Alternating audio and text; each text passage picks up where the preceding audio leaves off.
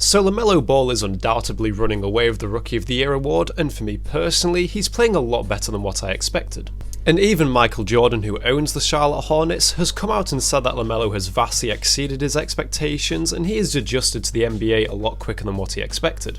And I know LaMelo Ball is a bit of an exhausted topic here on YouTube, but I've never actually made a video on him myself. So in this video I'm just going to share my thoughts on LaMelo Ball and whether I think he's going to turn into the next superstar or just end up being a role player like his brother Lonzo. Now if you'd have asked me that question at the start of the season, I would have given you a very different answer. Because I'll be honest, I was doubtful of LaMelo Ball like many others were, and I thought he would end up being a pretty average player. And it's crazy to think that the Hornets weren't even starting LaMelo for the first 20 games of the season when he is arguably their best player and only second to Gordon Hayward in my opinion. And it's also worth mentioning that the Hornets have had a solid start to the season and they're currently sat at the 6th seed, which if they can hold on to will be very impressive.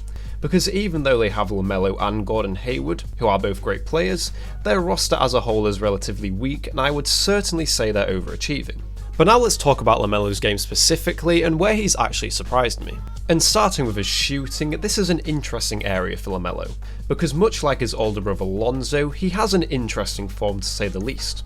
And while LaMelo's most iconic play is his half-court shot all the way back from high school, he's historically not a great shooter. From stats that I can find, he shot 34.4% from 3 in high school, and this was on the shorter 3-point line. Then overseas in Lithuania, he shot just 28% from 3 in the few games that he played there, but his worst shooting performance was yet to come, as when he returned to the United States to play at Spire Institute, he shot even worse at 25%.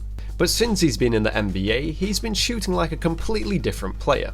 He's at a career best at 37.4% and he's shooting over 5 threes a game, which very few rookies are doing.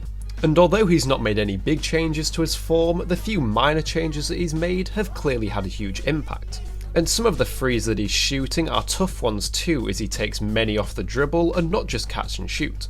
His right hand is still slanted when he shoots, but his shooting motion is much shorter than it used to be, which makes his shot release quicker.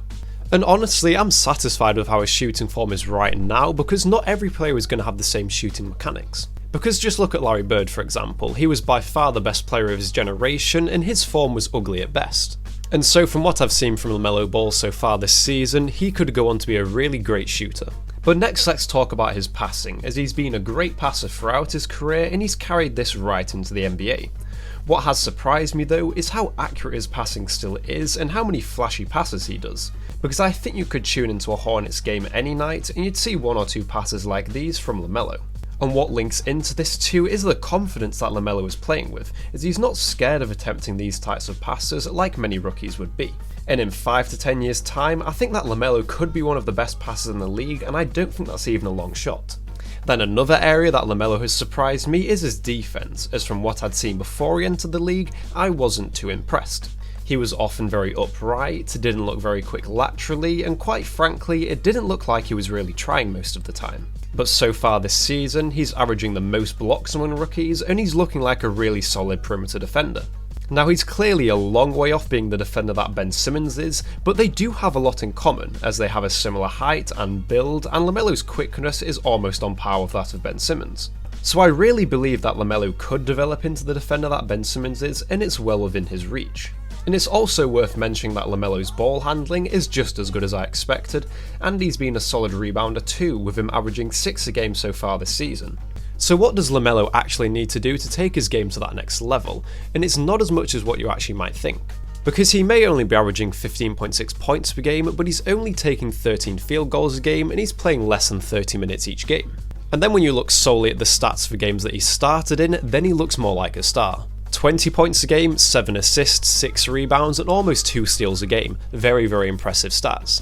And his 3-point percentage is even better recently, with him taking over 6 threes a game at over 44% from beyond the arc. And so if he gets his points per game up to 25, let's say, and gets more efficient on layups and floaters, as he is a little bit inefficient from around here, then we can start talking about where he ranks among the top 10 point guards. And then possibly as early as next season, I really think we could see LaMelo Ball make his first of many All-Star appearances. So what do you think of LaMelo Ball? Do you think he's going to go and be a superstar, or just have a really good rookie season like Andrew Wiggins did, and then just kind of be an average player? Let me know what you think down in the comments and I'll be sure to get back to you, and then if you have any video suggestions, as always, you can leave them down below. And then thank you so much for watching, and I'll see you on my next video.